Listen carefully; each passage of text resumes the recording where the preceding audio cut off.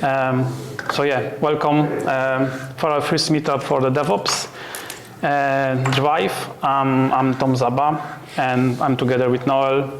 We are from Gravity, and today we will cover some very fascinating subject from the DevOps, and it will be resilience through the scripting automation. And our agenda will be like for the first 30 minutes we will do the presentation, and then we'll have a demo for you based on Azure and some Azure DevOps scripting and Kubernetes as well. And I hope that later on we'll have some time for questions. Yes, so let's start. Yeah, maybe a few words about Gravity. Yeah. I think you covered it early on, but yeah, thanks. I think some of the guys have been before, so yeah, just a bit of an overview. Gravity 9, we're effectively a modernization company, so we work with large organizations, turn older, sort of glue together systems and build new products and services on modern architecture. We've run a few of these sessions before. I guess some of you guys have been along to the AI sessions, and this will be the first of four sessions we're going to do on DevOps. And as Tom mentioned, just going to cover the standard code deployment, but get through to some Kubernetes and infrastructure as a code, which is quite cool stuff. I want to ask, we are recording, so please don't, if you can turn your phones off, that's great. But hand over to you, Tom. Thank you. Yeah, thank you. So let's start with this. That's a pretty good commercial that I found out like a decade ago, but maybe explains the state of the IT. So let's watch it. Some people like to climb mountains. I like to build planes in the air. I grew up wanting to be on a wing, wanting to be up this high. Sometimes the temperature up at altitude will reach 60 below. It's brisk, it's refreshing. You never know what you're going to come across up here. Canadian geese, mallards, owls. These people back here, that's why I come to work. That's why I build airplanes in the sky. We're not just building a plane here. We're building a dream. I love this job. I get a lot of things up here. When I look over there and I see that little kid, I look in his eyes, that's all the things I need.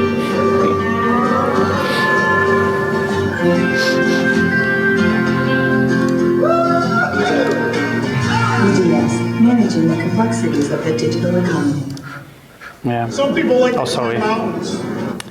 Yeah, any thoughts about this commercial? Yeah. It's a bit older. It's pretty old, yes, for sure. Yeah, it's pretty old. Actually, I put some facts about this commercial. So it was broadcasted like 11 years ago, 2013. The company, it is EDS, it's American brand, founded in 1962 and acquired by Hewlett-Packard 2008. And I think that is also, that's about facts, and about the lenses, it's also express that at that moment the state of delivering IT projects, yes? That you may actually feel that we are building the plane that is in fly, yes, is flying, yes, because we have a lot of different factors that are changing all over. So with that, yes, those projects are always complex, yes, and are risky, yes, because the world is changing and we need to adapt to it as an IT industry. And with that also it requires some good knowledge, yes, and experience building those projects. So I think that it's kind of one of the only sort of products that you build that you kind of half build and put it out there. I think is one part of that is, like a car or a house, you generally build, push it out the door and it's done. Yeah. I suppose to me that means, you build it, you probably build half of what you want to get out, and it's got some issues, and you push it out, and then it's out in the wild. Yeah. Or just start with a foundation and probably someone move in, yes, and then you will continue. And in the middle, someone will make some decisions and change the walls, yes, and change the colors, and you need to adapt to it, yes. So that's our industry. If we compare it, to others, yes. We are actually building plane that is airborne. Yeah, that's the reality. And with that, we have some. This is pretty tough industry, and I grabbed some statistics. I found it on the Run report webpage, but you can get them.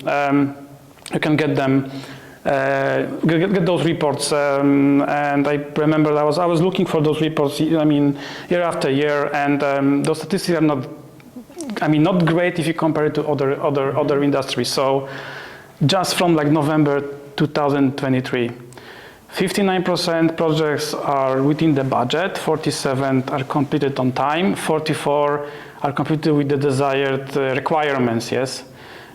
So, like, if we like say build a building, yes, and we say like, okay, 40% of it will be there. I mean, 60 will be totally different, it will be gone, yes. So I don't think that we will want anything, yes, because I mean, it will be pretty bad position comparing to the competitors, yes. And also, actually, if you grab all of those three statistics and add another one, which I didn't mention here, is about the mood of the team that was actually building that.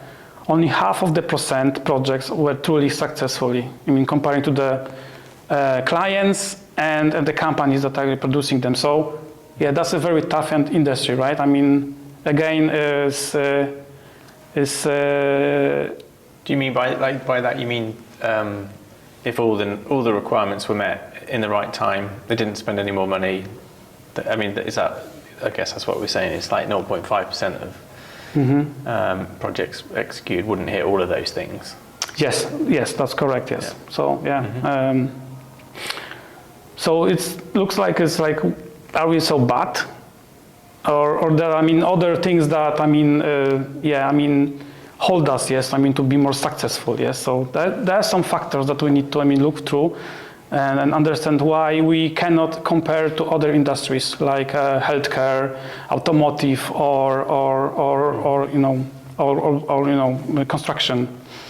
And so I put this couple of lines here. Why is so hard? Yes, why IT is so hard? And then one of the factors is that we are changing. That the requirements are changing all over. Yes, so we try to do. Before a waterfall, yes, approach where we try to get all the requirements up front and then try to deliver that. But it was failing because the business, the product owners, the stakeholders find out that those requirements changed, yes, dramatically in the middle of the development process. So we need to start over again usually. So those are changing, yes. Even like we have small projects and we deliver something, we have other process, yes, which is very flexible, which allows for a change. So we have. The requirements are changing all over, and with that, yes, we need to adopt. Architecture and design, yes, and ourselves, yes, that we know that there will be a change. If you compare it for like housing, yes, industry, definitely is different, yes. You have a project, you need to finish it. Probably there will be very minor changes, yes, to it. You will not change those walls, like construction walls, yes, that keep the whole structure, yes. So you will not doing that because it's even prohibited by law. We don't have that law in IT, right? We can do whatever the product owners, stakeholders, they do whatever they want, yes. They may change the whole project, yes, and we need to adopt for it. So those requirements are changing. We have also technology drift. So imagine that you have a very long-running project, and there is new technologies that emerges, yes, which are more performant, better, faster, doesn't require so much knowledge. So you probably will be changing to that, yes, you will be adopting for those new technologies. So even if we're, having our projects, probably the next one will have some changes, yes, some new technologies that we want to implement because that's our world, yes. Every day I see like new libraries in JavaScript, which is a huge word. Yes, so it is. Yes, this is also one of the factors would make everything more difficult. I suppose one of the things just on technology as well is the change in the world. It's this microservices world. We build microservices and micro UIs, so and sort of databases that sit under them. So compared to that monolithic world that existed prior to that world, there's exponentially more components that you're moving through environments and making the ownership of sort of code harder than it used to be. Yeah, definitely. Even with all the benefits of those things. Sorry, that sounded like a... we prefer those architectures, but it comes with a cost, and that's a complexity, I suppose. Yeah. We know that with those distributed systems, you have isolation, you can protect the code, you can protect those services, so they are always up and running, there are less dependencies. However, yes, they are also harder to maintain, and also those processes that, keep those services, on those environments, and this is definitely, it's at another, level of complexity, if you compare to the monoliths, that we have before, so that's true. Another bullet point is the learning curve. I don't think that we look at that because we used for it, we also need to learn new things, new technologies, but if you compare it to other industries, this is not so common. So if you learn one way, you probably will keep it for decades, We didn't change the structure of concrete or bricks, that's still the same. And then we need to learn actually every day. That's why we have all those portals with news, and we read them, and we learn, we try to adopt because it is necessary, to move on. I suppose there's also especially with, DevOps specifically, is the culture around it. I think even now, and it's matured, it's difficult to...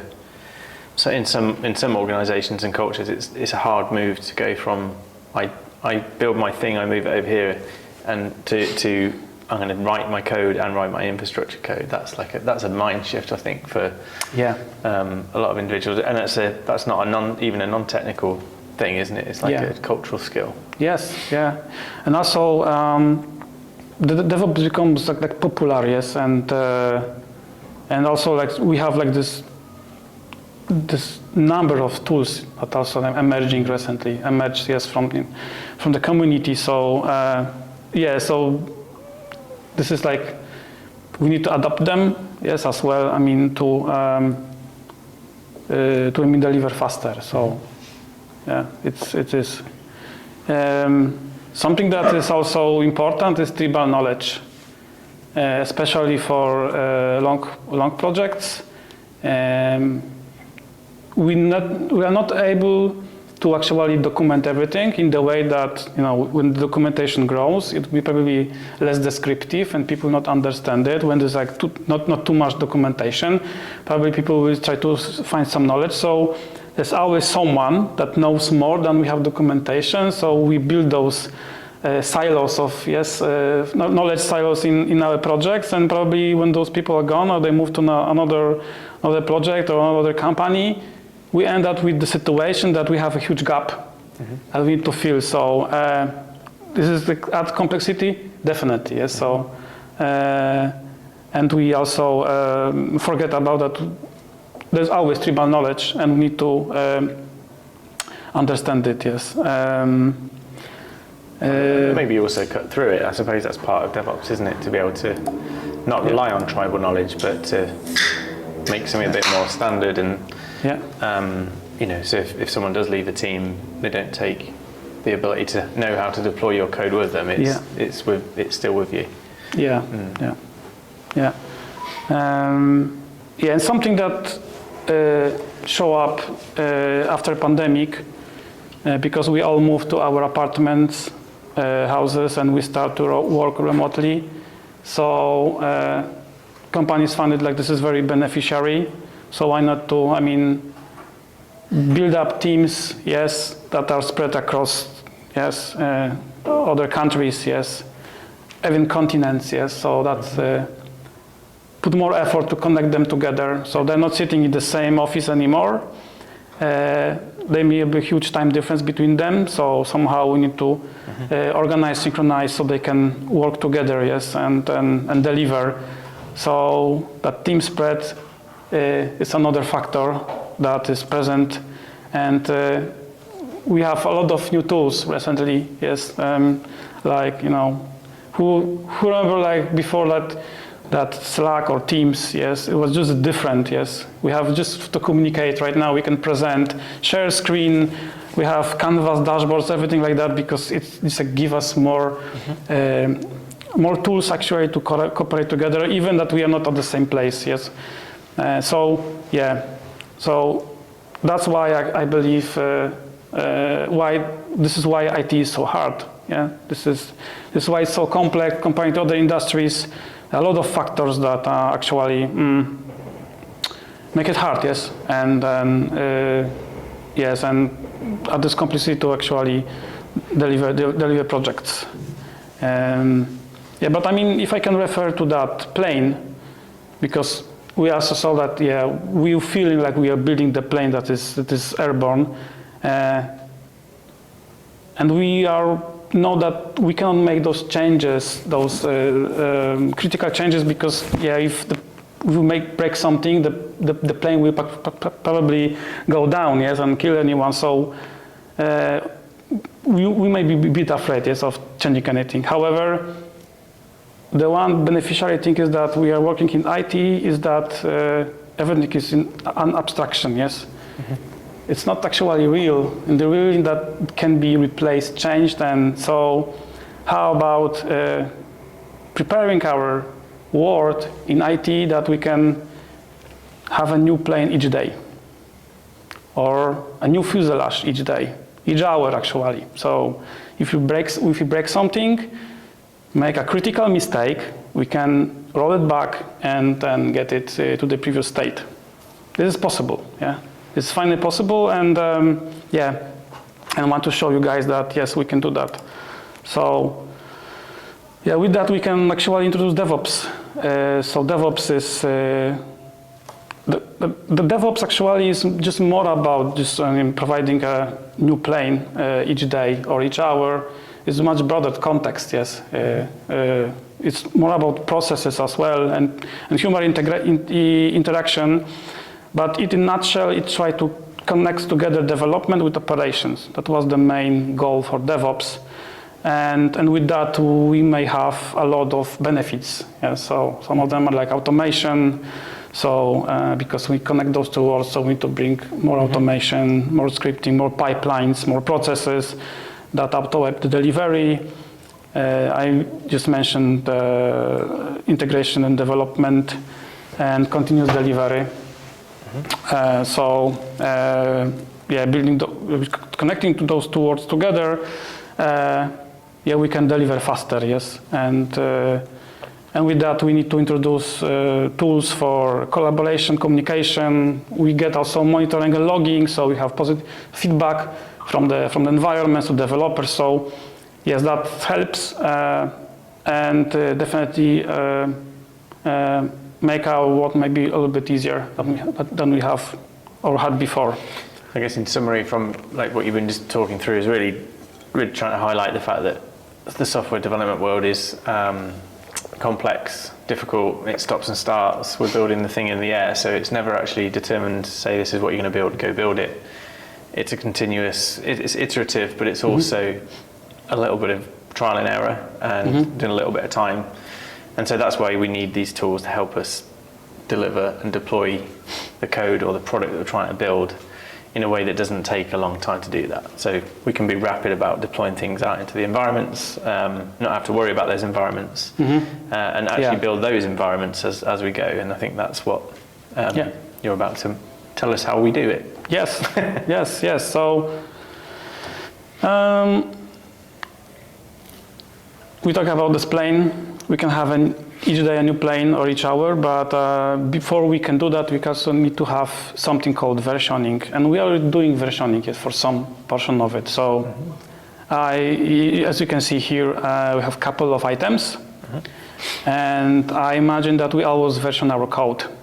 We did that before, yes. And I remember the zip packages with the version that you need to put, yes, the manual, the number, and put to the catalog somewhere, and it's just like waiting, yes, for the deployment. Usually the infrastructure run team, ops team, different names for it. They pick it up. They have instruction, deploy on the production server, and there we go. Yes, that's a new version.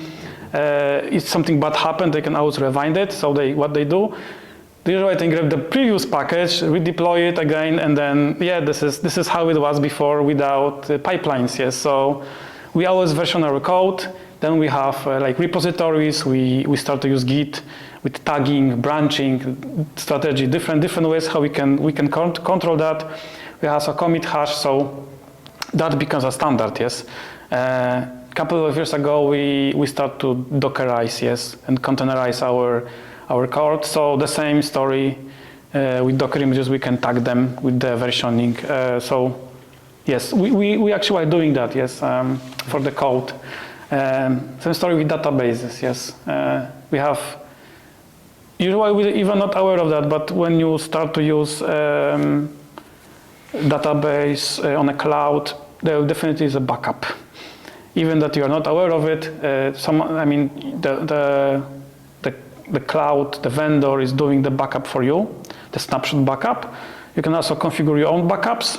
So even that if you break something or you do migration where you actually add a lot of records that you don't want to have, you may roll back those changes back, yes, to the previous version. So we have snapshot, we have Delta, and also there is a transaction log as well. So there's plenty of tools in the data world that you can actually build your database to the state that you want to have, yes, even if you break something later on. So we always had that before, yes. It was always there. Maybe as a developers, we didn't pay attention much on that, but it was there. So it's just less automated. Yeah, it's less automated. Yeah. So, but speaking of infrastructure, I don't think that we had that before. That was this part that was missing. Mainframe, on-prem. And I guess that's been enabled through cloud computing. I mean, obviously that's been there a good while now, but without cloud computing, it would have been quite difficult to build that. There were frameworks coming out like VMware and those types of things, but I can see that evolution. Like, so I think what you're saying here then is the versioning is key because you've got to align all these things across all the tech stacks. Yeah. And so in order to get something useful and deployable, they have to conform to a version. Yes. So that you're predetermining what you're pushing out into that environment. Yeah. So as I always speak, like so. You also mentioned the VMs and virtual machines. So that's also one way how you can set up your infrastructure. But yes, it's like if you break something, it's also quite hard, yes, to bring it back. Yeah. So it's time consuming and that's just different world, yes. But now we have cloud, and we have tools to actually build our infrastructure from the source code. So, and with that, it is much easier right now because we usually also use our Git repository or repositories to store it, and with that we also have versioning. So, if you can somehow get that code and use pipelines to, deploy it, yes, to our cloud vendor, with that we can actually rewind it, yes, or roll back those changes somehow. There are some nuances, however, yes. Whenever we have that versioning, we're able to actually bring it back to the previous state. So it gives us like opportunity, yes. So that restore is important, yes. So as I mentioned before, for code, images, and databases, we can do that. We didn't have it for infrastructure, but now we can bring it back to the previous state, as long as we cover the whole infrastructure in a code, yes. So there are no manual steps in the middle. We are definitely able to bring it back to the previous state, and that gives us a lot of benefits for sure. One of them is one of the challenges. Certainly one of the challenges I've seen is, if you own your environment and control your components, that's one thing. but then there's third-party products and tools and SaaS platforms and potentially on-prem stuff that you can't affect. I mean, how does that affect the world of DevOps? That's a pretty good question. Yeah. So yes, we are not fully owning everything right now. So whenever we set up the pass, it's what's under the hood is like it's not that we are controlling. Yes. So we can do much with that. So what we can do actually is just like maybe redeploy with the pass with a specific version, and nothing more. Yes. So or potentially use some mocking tools. Or mocking tools to isolate yourself from those things, record some of the traffic or is the network layer, and then maybe reuse it like that. Yes, but true. I mean, we can do much with that. Yes, so. But it was always a problem. Yes, so it's like nothing new. So, yeah, yes, but with that restoration, so. If we introduce that for the infrastructure, we open the window for just like to play around with that infrastructure. I remember that when we set up infra and we didn't have this tool to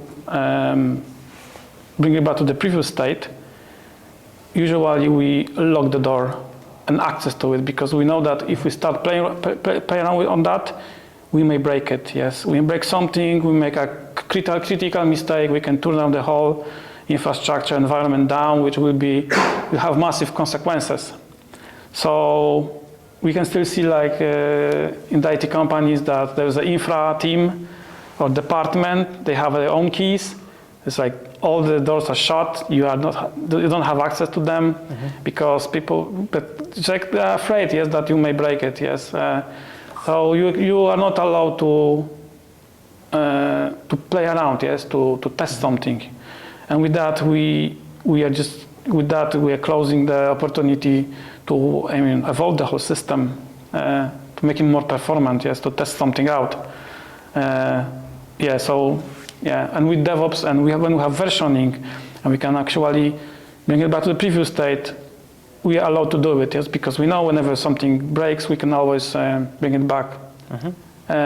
So we can have our new plane next day, and with that we can start over again. So it gives you that confidence that you can blow stuff away and then rebuild it the next day and replay whatever you need to. That's true. Yeah, so for the demo, that will show up that yes, we can actually build that infrastructure from the scratch without any manual intervention. We will present it on Azure. We also use Azure Kubernetes services, and it will also contains connection with the Azure Key Vault to store the secrets. And I don't know if you're familiar with the Terraform, but Terraform stores the state file, which check out the current state of the infrastructure, and we will use Azure Storage Account or Blob. For pipelines, we'll use Azure DevOps with Terraform and Flux. Terraform is well-known, common way how you can build the manifest file which describes the desired infrastructure. And Flux is something called GitOps, which is based for and meant to be used for Kubernetes services. And that's the way that you can, instead of deploying manually all those manifest YAML files to Kubernetes, you can store them in Git repository and install agent on Kubernetes service, so it will synchronize all the changes from your repository. So we apply those changes from the source. And with that, yes, that doesn't require any manual intervention from the engineer, so he can run everything to the pipelines. And yes, and with that, we have everything versioned and in the pipeline, so we can always destroy it, run it again and again, yes, as much as we need it.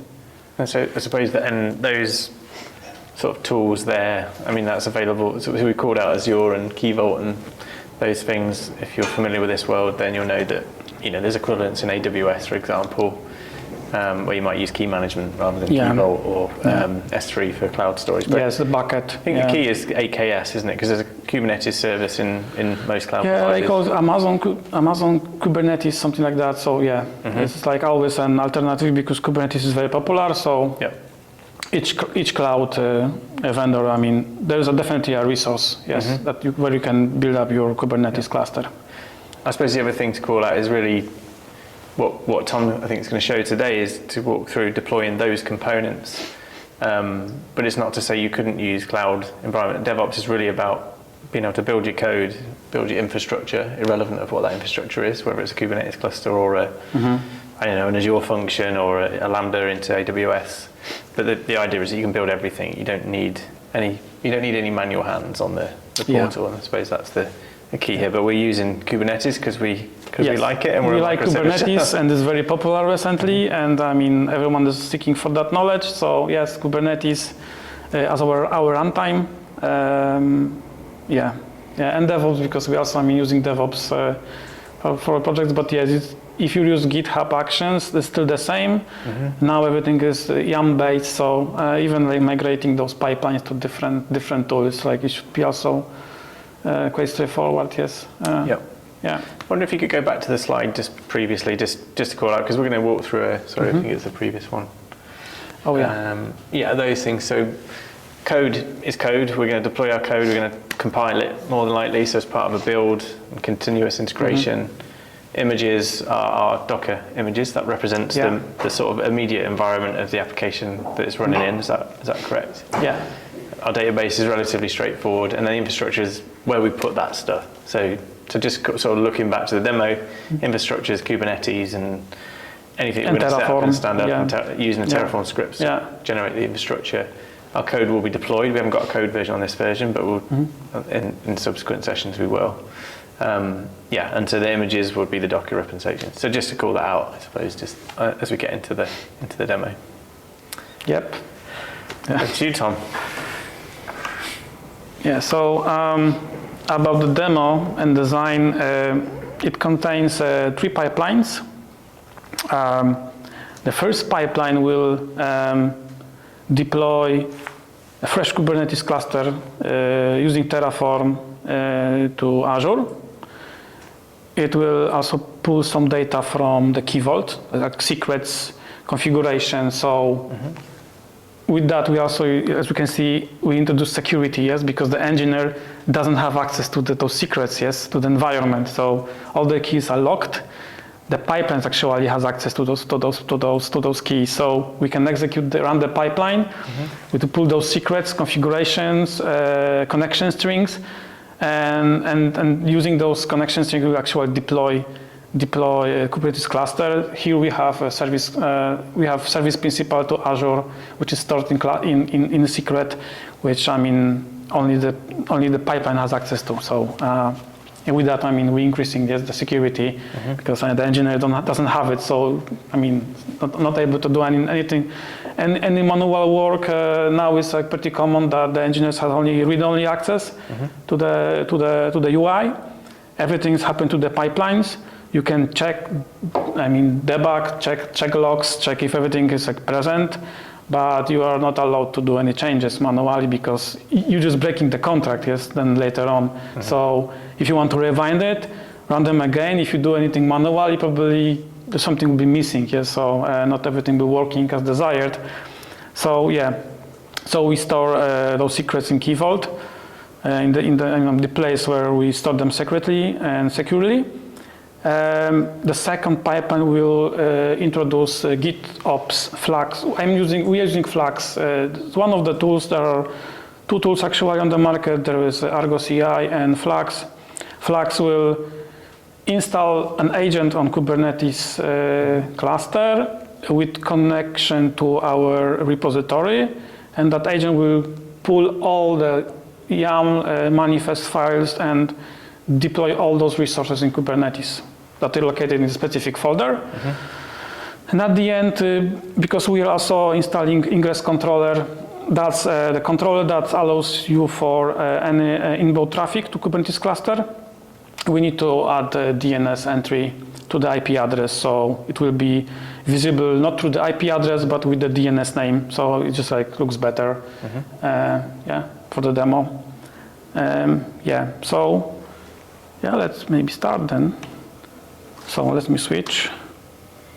I'm just doing a bit of a step-by-step. So Tom's going to go into a demo, run a pipeline, come back in. So we're starting with in Azure in this instance. So there's what he's starting with now is a subscription in Azure, and then we'll walk through the steps or the pipelines that he's going to run in and what that will generate. And so we'll walk through. You'll come back in and out those screens. Yeah, but maybe let's start with the pipelines, because I mentioned that we have a couple of pipelines, and as you can see, this is Azure DevOps. Also, everything is stored in the as a source. Yes, so we don't actually do any manual. I mean, click ops, and we build them using YAML and store that in the repository also versioned, so we can use different version for your pipelines. So I put a couple of pipelines here. I mentioned 3 pipelines, but actually there are 4. There's the fourth one. The fourth one is to clean up the whole environment. Yes, so at the end we can remove all the resources and start over again. I want to show you that this is the resource group. You can group your resources in Azure in one place. We call them resource group. I'm refreshing it that. Yes, not much here. Yes, this is pure Azure. So we don't have any resources inside. I can create them here manually, but we don't want to do it. Yes, we want to do everything through the pipeline. And as I mentioned, we have a couple of pipelines. And let's maybe look through them. So I have folder for our pipelines somewhere just here. Just I suppose the definition of terms of pipeline is just the mechanism for moving something through an environment and running it in, so it could be code or infrastructure. Yes, I mean, with the pipelines in the CI/CD, we use pipelines for building the code. So we have build pipelines, yes, which are, and with the artifact as a package, library, or image, yes, and we have also delivery pipelines where we actually deploy something on environment, yes. So that conforms to the continuous integration, which is we build our code and run our unit tests and all that stuff, and then continuous deployment is where we build our code, deploy our, run our test, and actually then not only deploy the code, but generate the environment that the code runs in, and that's full DevOps and with Terraform and infrastructure as code. That's the whole picture. Yes, that you have everything inside. Yes, so not only the code, but we also have like pipelines for infrastructure. So we can adapt with the changes, yes, for the code, yes. The new requirements require new resources. We can add that pipeline and deploy those resources to our environment, yes. I suppose just compared to what that would have looked like 20 years ago when I remember, but that would have been someone putting a purchase request in to buy a server, set that up, install Windows or Unix, and such a different world, isn't it? So starting with the Terraform, that's our pipeline. Based on YAML, I think that YAML is just a standard right now, becomes a standard. So I want to try to move to YAML pipelines. A couple of tasks that just install Terraform with the latest version or the version that I provide with the parameter. Then I'm just like making an init. So in init, the Terraform init step is quite important because I just like providing location for our state file where we store the state of the infrastructure. I mentioned before that we are using storage account in Azure. So there's separate storage account that is not related with this infrastructure. We call it sometimes the root storage account, where we store all our state files for Terraform, where we control around all the changes and what actually is deployed. I'm providing here information where we store this state file and what are the credentials and what's the name of the state file. So just on that then, so if I was a brand new business and I didn't have any infrastructure today, I'd set up my Azure instance, create a storage location to put my Terraform, and that's all I should have. And then ideally, in an ideal world, that's all you'd have, and everything else would be automated. You you need to have something at the very beginning, yes, because you will have this chicken egg problem. Yes, you cannot deploy something if you don't have like that baseline, yes, that foundation. So usually we create those foundation manually. That will be a place where you can store secrets. And if you're using Terraform, yes, because Terraform requires the state file, you will store that state file in storage account as our example, yes. So there need to be, some preliminary work that need to be done before actually we start, using pipelines. But we try to keep it as basic as possible, right? Don't set up, complex infrastructure for it. Just the minimum requirements to actually build our pipelines for infrastructure. Yeah, and later on we just validate the Terraform script and plan it and apply it to the and we'll probably do a deep dive into Terraform a little bit later on in another session. Yeah, definitely. So that's our pipeline. I may run it because it needs like a couple of minutes. So let's go to pipelines. Let's try our.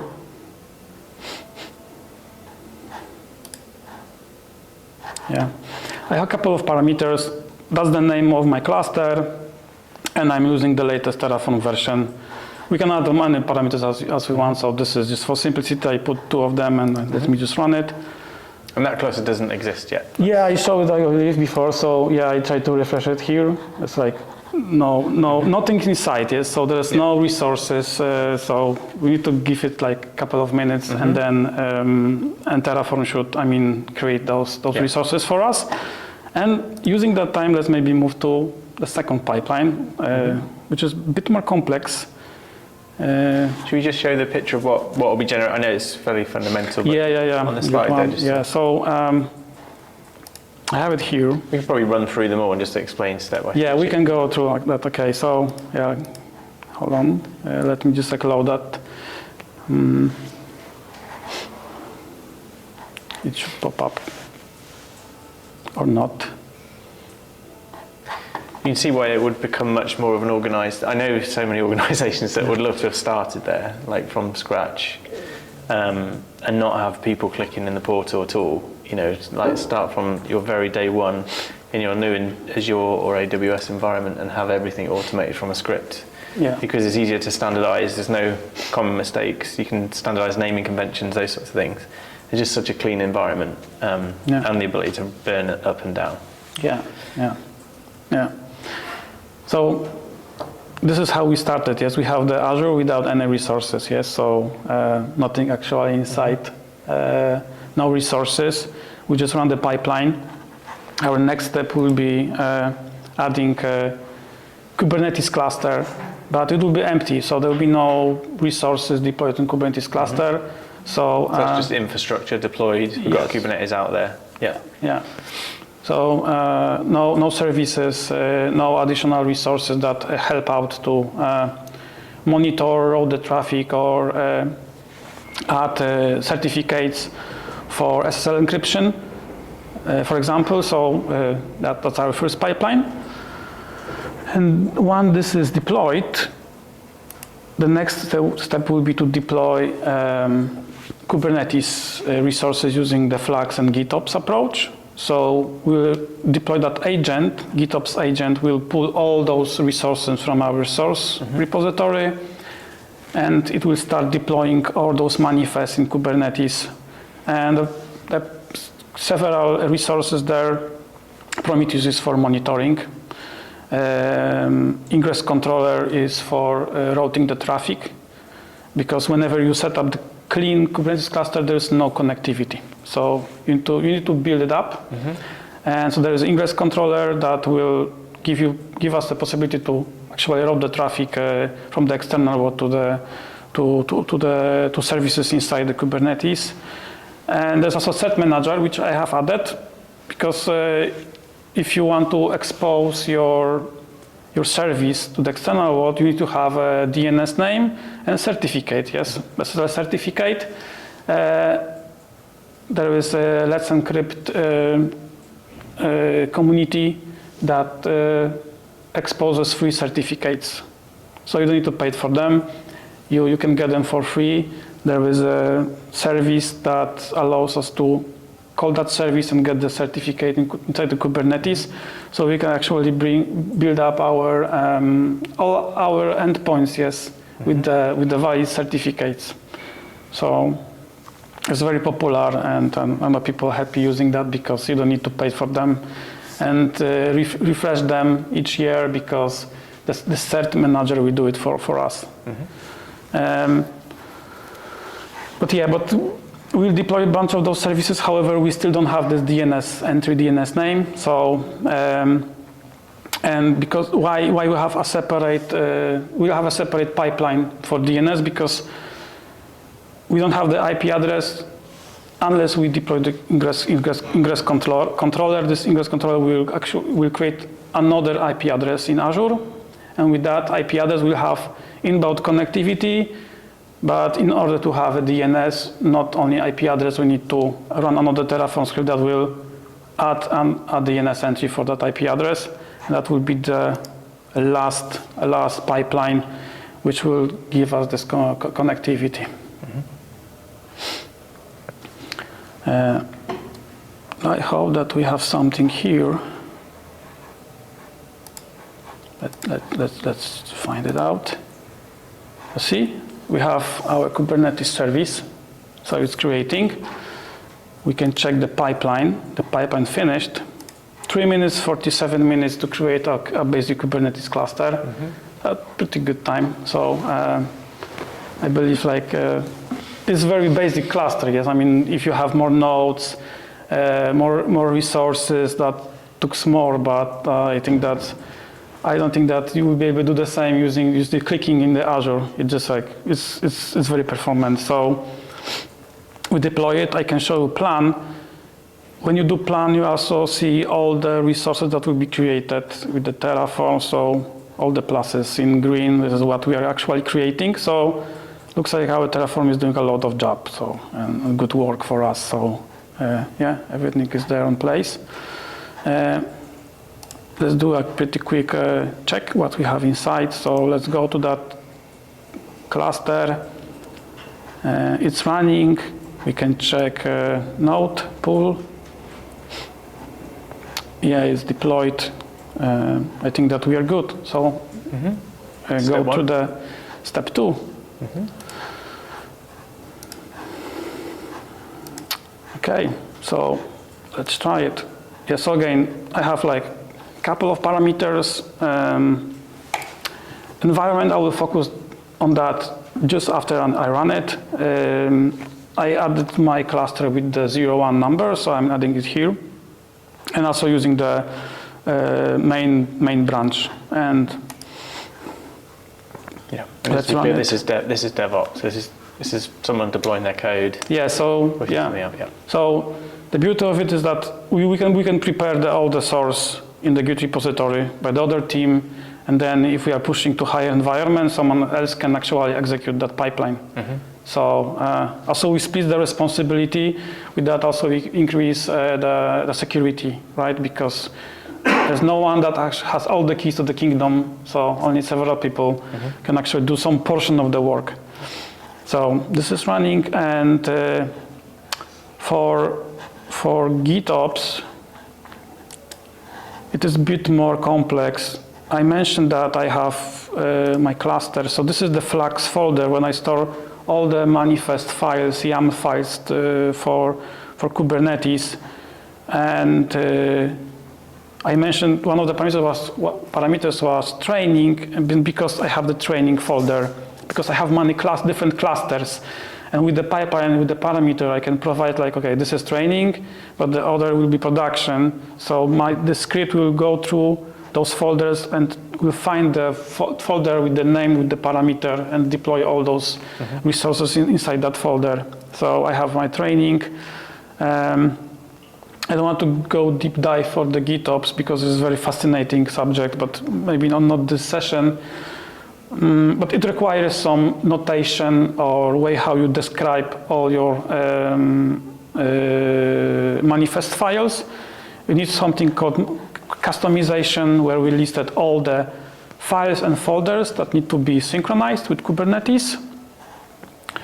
That file specify how often you need to check for the new version, where is the location, where is the path we need to look for those files, and if there is like dependencies, we can also add dependencies that, don't build that upon something else is, added or deployed. So it's very flexible, gives us a lot of functionalities that we can use. Regarding, for example, this ingress, we can see that, this is also the customization. So we put all the information about what need to be deployed on Kubernetes cluster. For example, one of them is namespace. If you want to deploy namespace as a wrapper, if you want to group some of the resources in Kubernetes, you need to build a namespace. So for example, this is the YAM file that will create an ingress namespace. If you run it using the kubectl command, it will actually create the namespace. Here we have everything in a source. Oh, we've got the remote anyway. Yeah, I have it. Yeah. Continue watching. There we go. Fix it. So, so continuing, we can, store all the files, all the scripts and the code, like in our source code for our applications in repository, and just synchronize it. Yes, and with that we can deploy many different resources to Kubernetes. We can check out our pipeline, and our pipeline is deployed. Everything is bootstrapped. We're checking out some logs that the last one is the most important one. All components are healthy, so if something bad happens, probably there will be something in the middle that doesn't go well. Now we can actually verify it. So as you can see, I didn't open any command line tool to Kubernetes to directly connect to that cluster. Everything is going to the pipeline. I'm not touching it. I'm just opening the Azure portal, pretending I have read-only access. Just I'm checking out and doing some maintenance if everything is deployed. Let's go to the workloads and see if what we requested is deployed. I show you that there is Nginx controller. Probably you will see some of those resources here. This is actually this one. So Ingress Nginx controller. I know the name is long. This is the convention from the Nginx group. That's how they usually, introduce this tool and how we should name it. Yeah, that was deployed, yes, using that pipeline and synchronizing. It's present. So basically, you've set up the cluster. You created a Kubernetes service. That was step one. And now you've created a cluster within that, which now is ready to have services or applications deployed out to it. Once you've done the next step.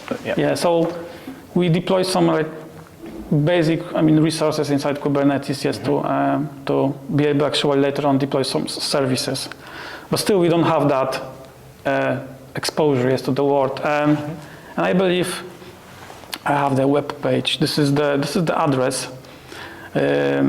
However, so this is the address. This is my prefix.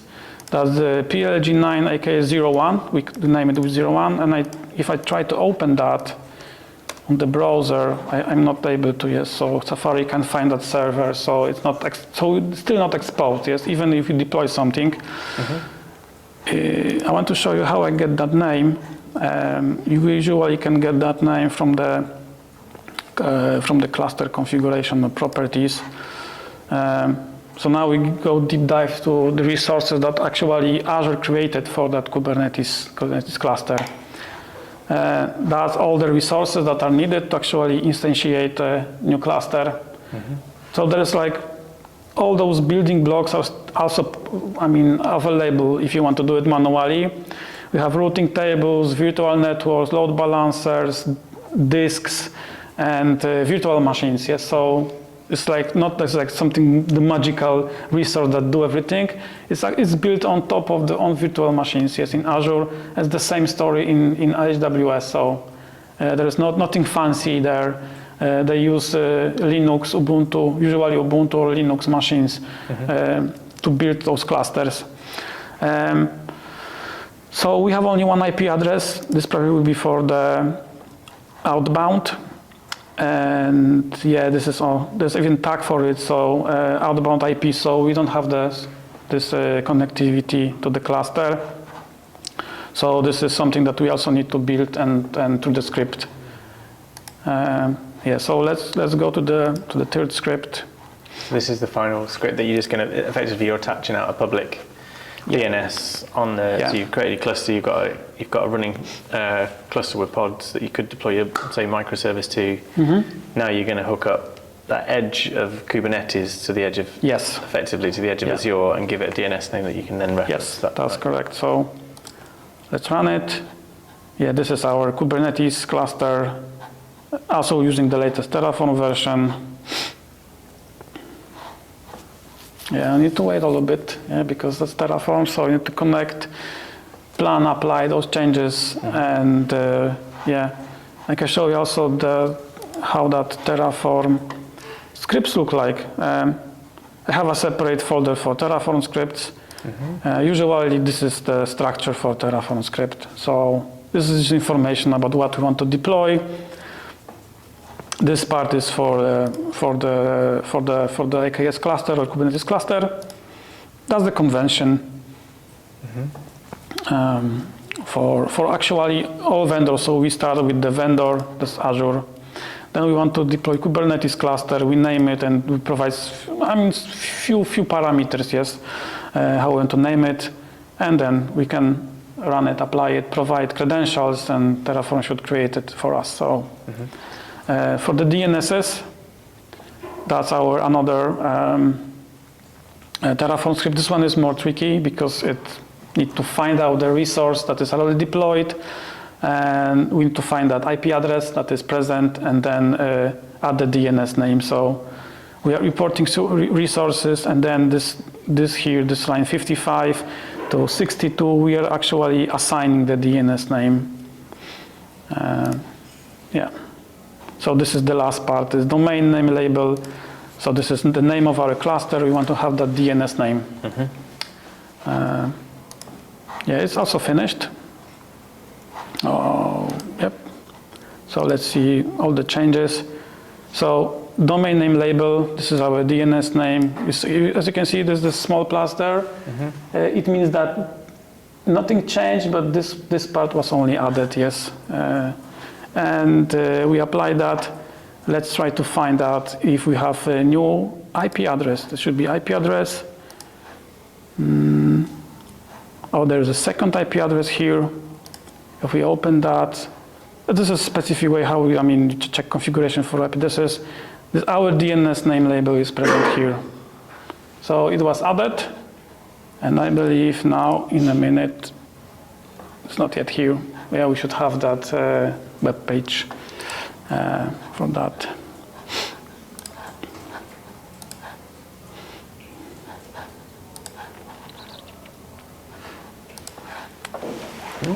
Yeah.